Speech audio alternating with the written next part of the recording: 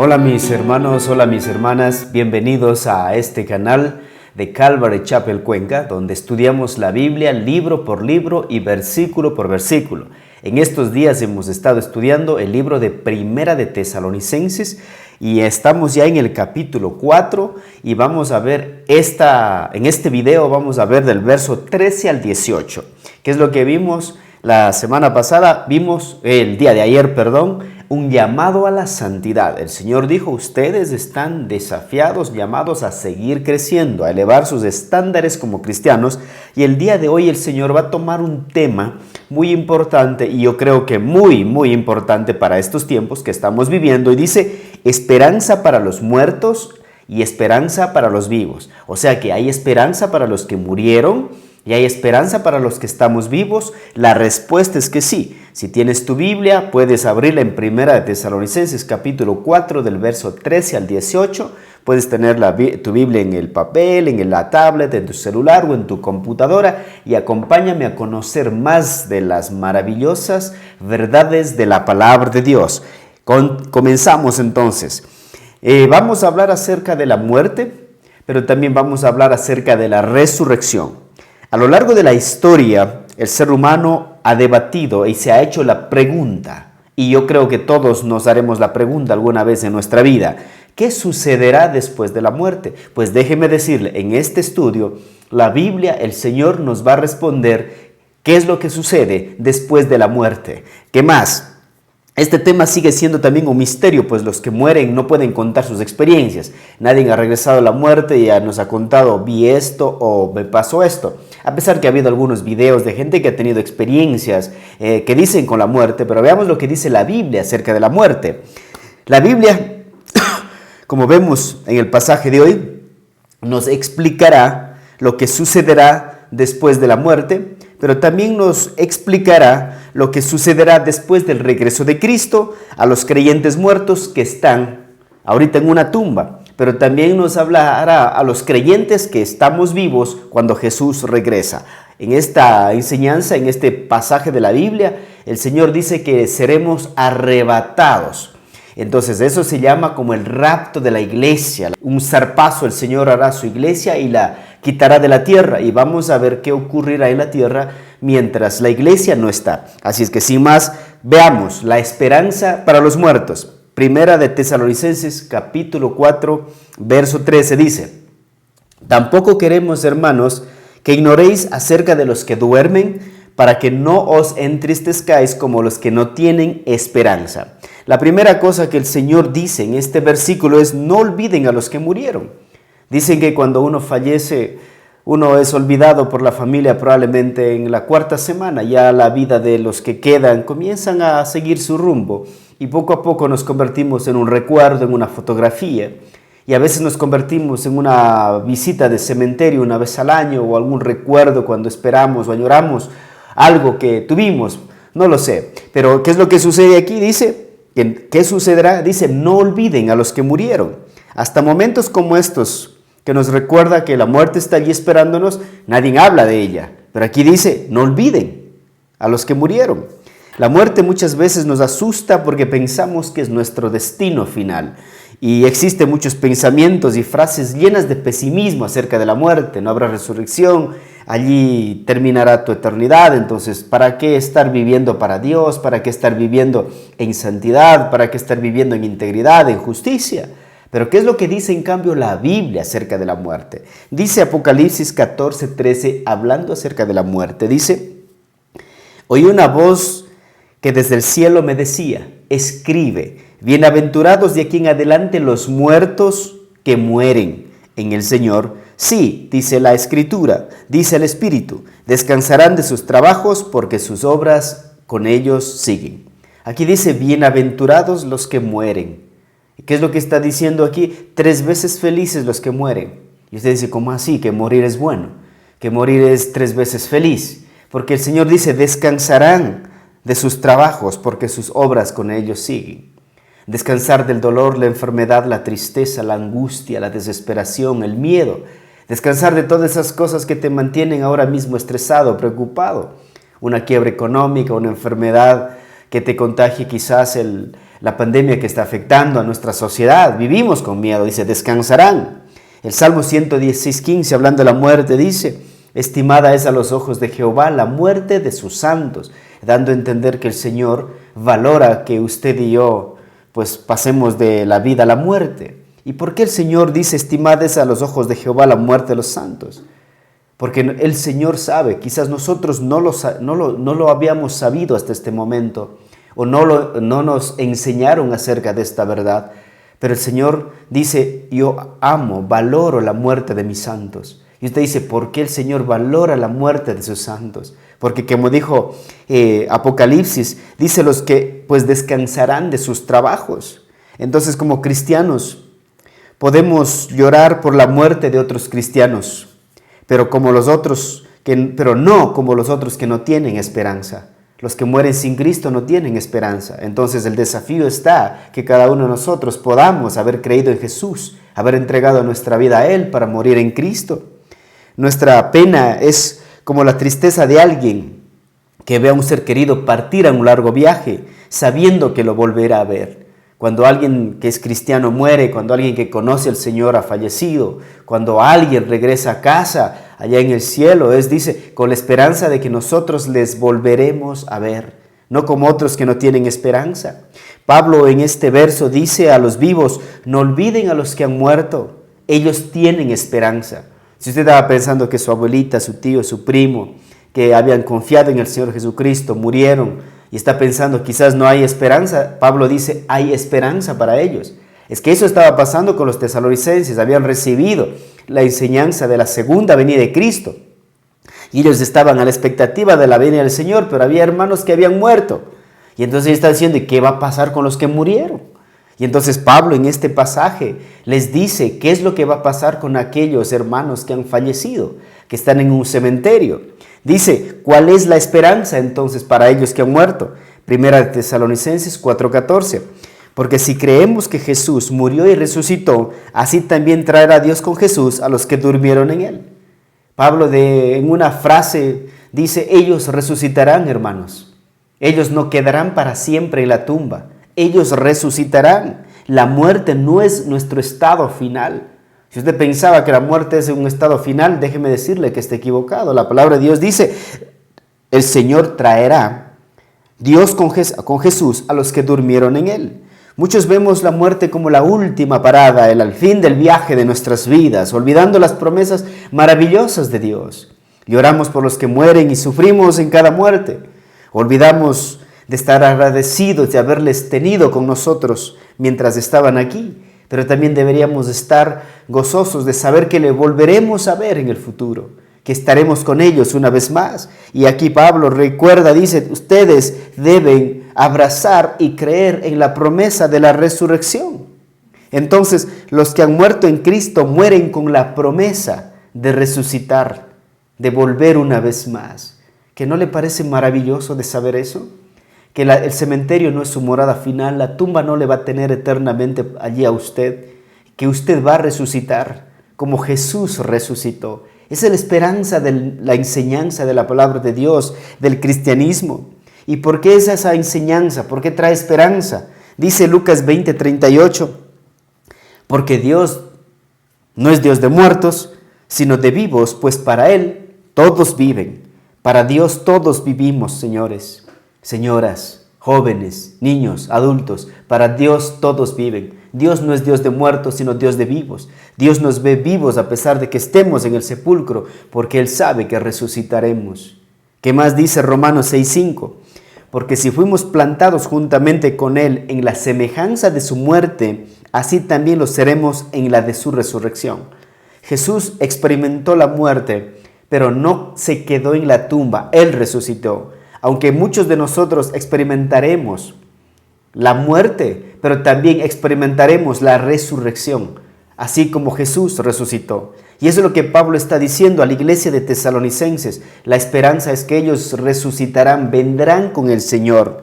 Primera de Corintios 6:14 dice, y Dios que levantó al Señor, también a nosotros nos levantará con su poder.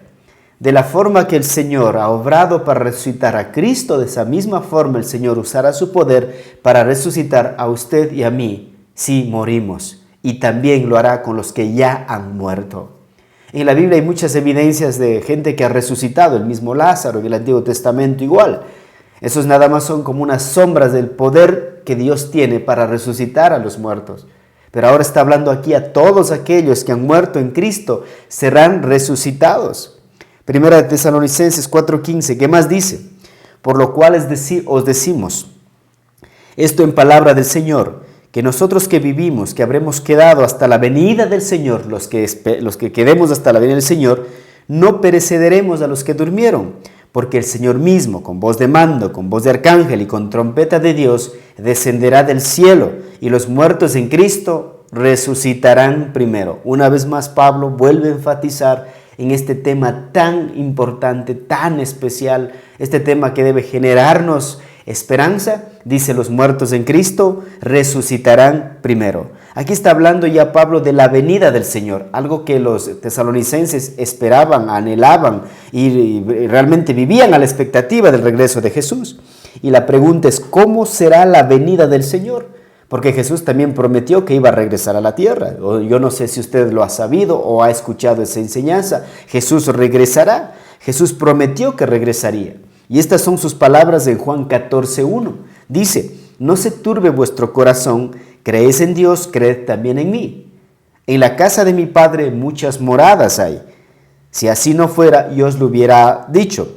Voy pues a preparar lugar para vosotros, y si me fuere y os prepararé lugar, vendré otra vez y os tomaré a mí, para que donde yo estoy, vosotros también estéis. Aquí el Señor Jesús en San Juan capítulo 14 dice, no se turbe vuestro corazón. Creen en Dios, crean también en mí. En la casa de mi Padre hay muchas moradas. Voy a preparar lugar para ustedes, porque allí donde yo estoy, ustedes deben estar conmigo, dice. Pero voy a volver por ustedes. Una de las promesas del Señor es que regresaría por aquellos que han creído en Él, por su iglesia. ¿Qué significa por su iglesia? ¿De qué iglesia está hablando? Está hablando de usted que ha creído en Jesús y de usted que debería creer en Jesús ahora mismo para convertirse en esa iglesia que Él viene a buscar. Dice también que los ángeles prometieron que Jesús regresaría. Hechos capítulo 1, verso 10 dice, y estando ellos con los ojos puestos en el cielo, es cuando Jesús regresó a su casa, entre tanto que Él se iba, y aquí se pusieron junto a ellos dos varones con vestiduras blancas, los cuales también les dijeron como a 500 personas cuando Jesús ascendió al cielo, dice, varones galileos, ¿por qué estáis mirando al cielo? Dice, ¿por qué están mirando ustedes al cielo? Este mismo Jesús que ha sido tomado de vosotros al cielo, así vendrá como le habéis visto ir al cielo. Jesús prometió que regresaría. Los ángeles dicen que Jesús regresaría. Entonces, el regreso de Jesús es una enseñanza que se debe abrazar y se debe vivir a la expectativa de su regreso. Alguien dijo, el Señor dijo, nadie sabe la hora ni la fecha, pero que su palabra se cumplirá como todo se cumplirá. ¿Y cómo regresará Jesús? Aquí dice con voz de mando, dice hasta la venida del Señor, no precedemos los que durmieron, porque el Señor mismo con voz de mando, con voz de arcángel y con trompeta de Dios descenderá del cielo. ¿Qué significa? Que será un gran acontecimiento. Y en la Biblia dice también que todo ojo lo verá, pero Mateo 24, 27 también habla acerca de cómo será la venida del Señor. Dice, porque como el relámpago que sale del oriente y se muestra hasta el occidente, así también será la venida del Hijo del Hombre. Mire, muchos textos en la Biblia nos están recordando, nos enseñan que Jesús regresará. Entonces, ¿hay esperanza para los muertos? Sí, la resurrección. Hay otra promesa de que el Señor Jesús regresará por su iglesia. ¿Y cómo regresará? Dice que todo ojo lo verá, será como un relámpago, con voz de arcángel, con trompeta de Dios. ¿Y qué dice? Y los muertos, al escuchar la trompeta, resucitarán y estarán con Cristo. Entonces, ¿quién resucitará primero? Los muertos en Cristo no serán dejados fuera ni del regreso de Jesús ni de la resurrección. De hecho, ellos lo experimentarán primero. Cuando Jesús regresa, los primeros en reunirse con Él serán aquellos que están muertos ahora y que han muerto en Cristo.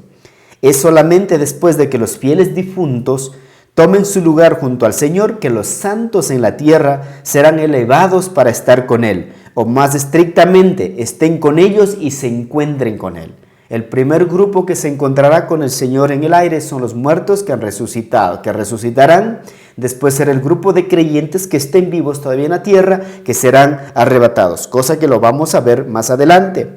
La orden de la resurrección dice, empezará con ellos, por lo tanto, no nos levantaremos sin ellos. Dios no llevará su iglesia sin antes resucitar a aquellos que murieron. Esa es la esperanza para los muertos. Esta es también la esperanza para los vivos, que tenemos un Dios que va a venir por nosotros y que hemos visto cumplirse muchas de sus profecías a lo largo de estos últimos tiempos, es perfectamente cierto. Así es que llegará un día cuando el plan de Dios para la eternidad, los muertos en Cristo recibirán sus cuerpos resucitados. Sin embargo, hasta ese día estamos seguros de que los muertos en Cristo no son algún tipo de almas dormidas o animaciones suspendidas. Pablo dejó en claro que estar ausentes del cuerpo significa estar presentes con el Señor en 2 de Corintios 5:8.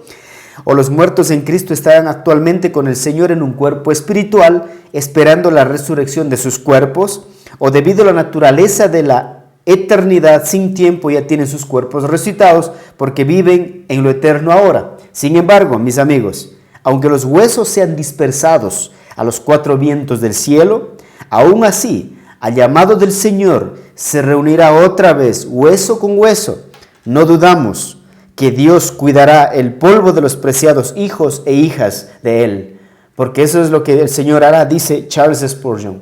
Entonces, nosotros hasta este momento, al estar leyendo este pasaje, temas tan a veces que las personas le complican mucho.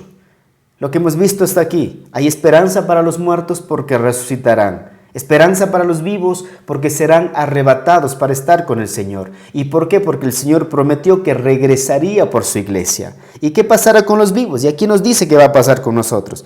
Si es que estamos todavía vivos cuando el Señor Jesús regrese. Dice, verso 17, luego nosotros, los que vivimos, los que hayamos quedado, seremos arrebatados juntamente con ellos en las nubes para recibir al Señor en el aire. Y así estaremos siempre con el Señor. ¿No le parece una promesa maravillosa todo esto?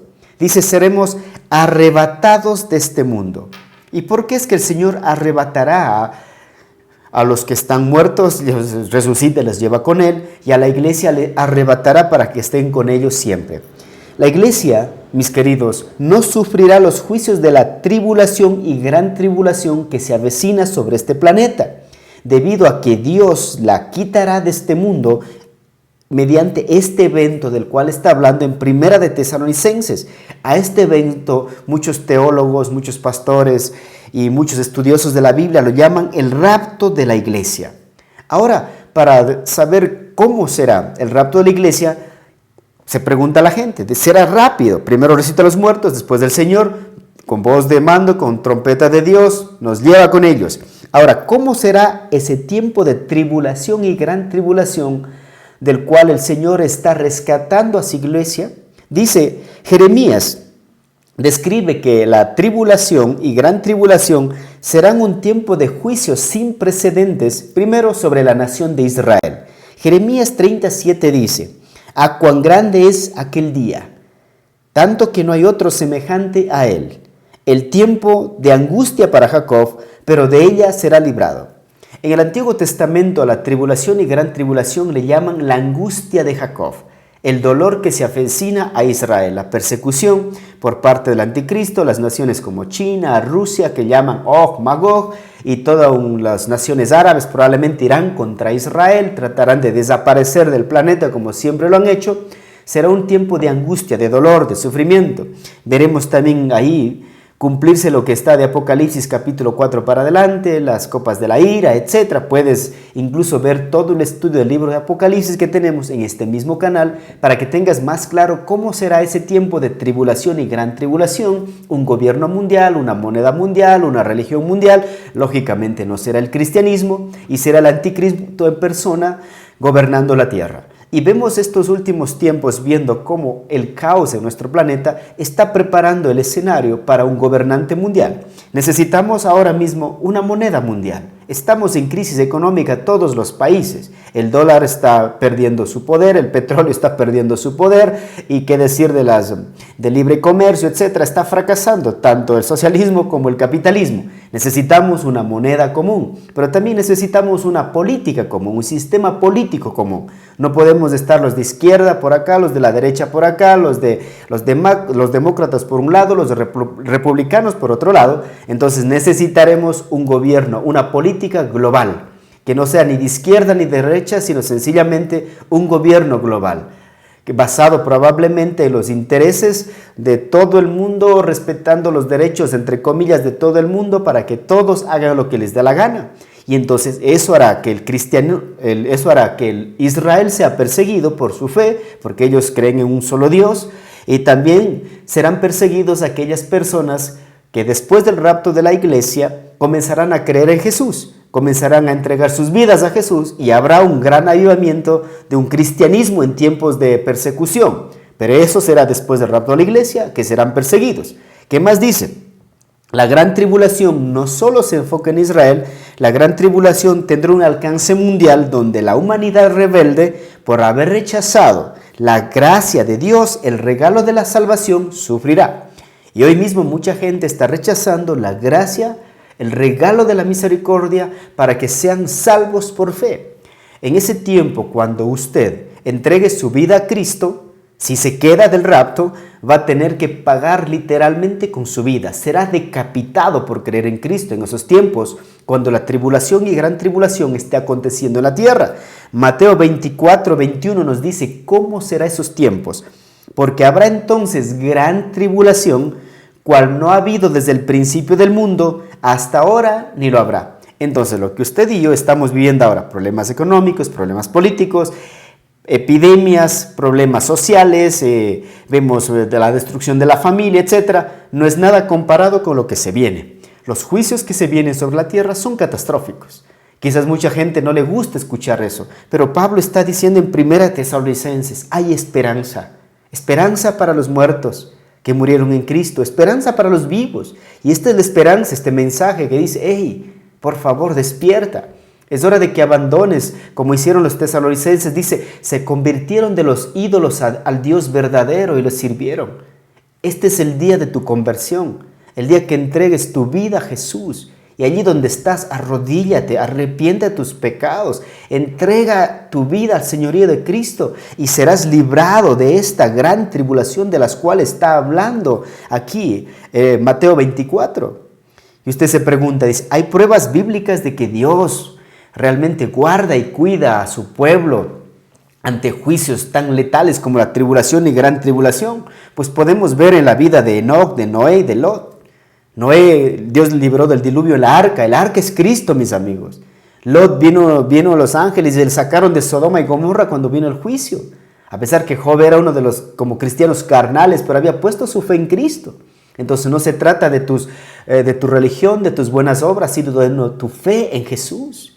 Mira lo que dice Hebreos 11:5, hablando a la iglesia de cómo nosotros debemos estar viviendo, porque Enoc es como una figura de la iglesia, y es una figura de la iglesia tesalónica. Lo que Pablo está queriendo es que quizás los tesalonicenses lleguen a vivir una vida, un estándar como vivió Noé en tiempos tan pecaminosos como él vivía. Dice Hebreos 11:5, por la fe Enoc fue traspuesto para no ver muerte. O sea, él no vio la muerte, él es una figura del rapto, ¿no? Y no fue hallado porque lo traspuso Dios, y antes que fuese traspuesto, tuvo testimonio de haber agradado a Dios. Enoc agradó a Dios en medio de una sociedad pecaminosa, perversa. Hacían todo lo malo todos los días, del chico al más grande. Entonces, ¿es posible vivir en Babilonia? ¿Es posible ser fiel en medio de la oscuridad? Absolutamente que sí. Y es lo que Pablo ha estado diciendo a la iglesia de Tesalónica. Eleven sus estándares en medio de este mundo pecaminoso. El Señor dice que protegerá a su iglesia. Apocalipsis capítulo 3, verso 10 dice, por tanto, has guardado la palabra de mi presencia, de mi paciencia, yo también te guardaré de la hora de la prueba, que ha de venir sobre el mundo entero para probar a los que moran sobre la tierra. Aquí está hablando el Señor a su iglesia, dice, yo voy a guardarles. de la hora de la prueba que ha de venir sobre toda la tierra. Y de este acontecimiento está hablando Primera Tesalonicenses cuando dice, serán arrebatados con el Señor para estar siempre con Él. También en Lucas 13, 28 dice, hablando de que la iglesia estará, después de ser raptada, estará 7 años en el cielo, y a eso se le llama las bodas del Cordero. Lucas 13, 28 dice, allí será llanto y el crujir de dientes, cuando veáis a Abraham y a Isaac, a Jacob y a todos los profetas en el reino de Dios, y vosotros estéis excluidos, porque vendrán del oriente y del occidente, del norte y del sur, y se sentarán a la mesa en el reino de Dios. Nosotros estaremos sentados en esa mesa de las bodas del Cordero, donde estarán los patriarcas que dice Abraham, Isaac y Jacob. Déjenme decirles algo que ocurre en la cultura judía. Cuando un judío decidía casarse, primero había la fiesta del compromiso, después había la boda. Pero no era el novio que elegía cuándo ir por su futura esposa, era el papá del novio.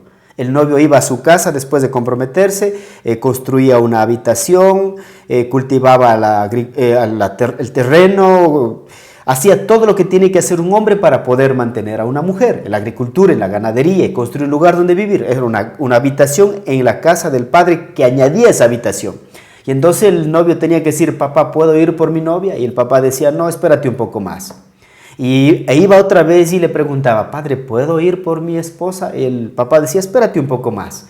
Y entonces, un día cuando menos lo esperaba, el novio, ¿sabes lo que decía?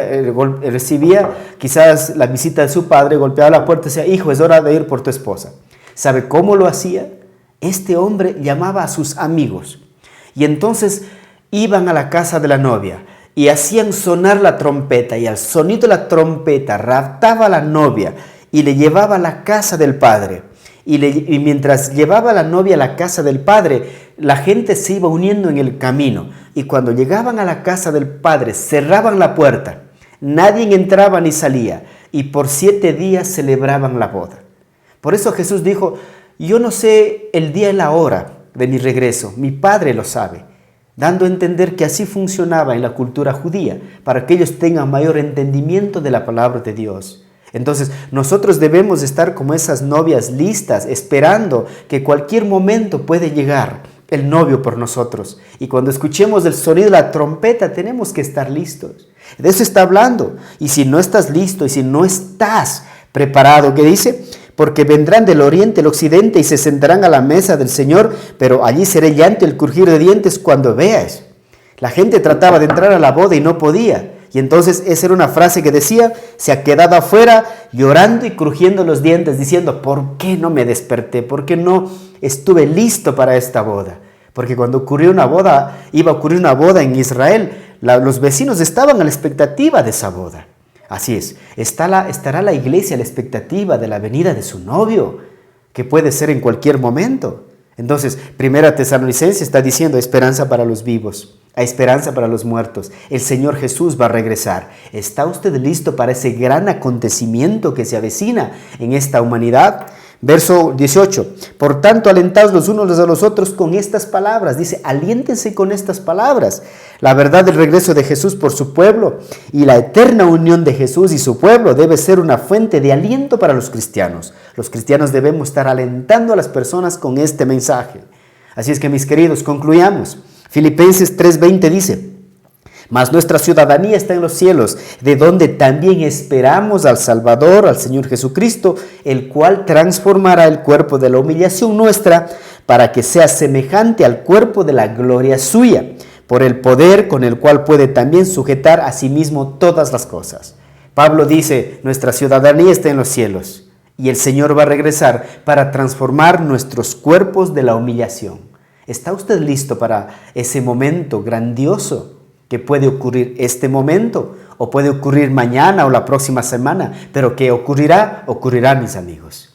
Que Dios les bendiga. Ha sido un privilegio estudiar la palabra con ustedes. Terminemos orando. Padre, muchas gracias por estas promesas hermosas que tienes para nosotros. Gracias por la esperanza para nuestros hermanos que han fallecido, pero que creyeron en ti. Gracias por la esperanza para nosotros que estamos vivos, que ante la prueba que se viene sobre este mundo, tú nos librarás. Padre, y yo te pido en el nombre de Jesús, por todos aquellos que están escuchando tu palabra, que han escuchado esta noche tu palabra. Quiero pedirte que tu Espíritu Santo hable a su mente, a su corazón, y les convenza de pecado, de justicia y de juicio, y que vengan a tus pies y que entreguen sus corazones. En el nombre de Jesús, amén. Si quieres entregar tu vida a Jesús, allí donde estás, la Biblia dice, si confiesas tus pecados, Él es fiel y justo para perdonarte y limpiarte de toda inmundicia. Confiesa tus pecados, pide perdón por ellos y entrégale tu corazón a Jesús. Ha sido un privilegio estudiar este hermoso pasaje de las Escrituras. Nos veremos estudiando el siguiente capítulo. Que Dios les bendiga. Y no olviden comentar, compartir y no olviden, por lo más importante, suscribirse al canal. Y pongan también un like al video porque eso hace que YouTube haga que este video sea visto por muchas más personas en el mundo. Un abrazo.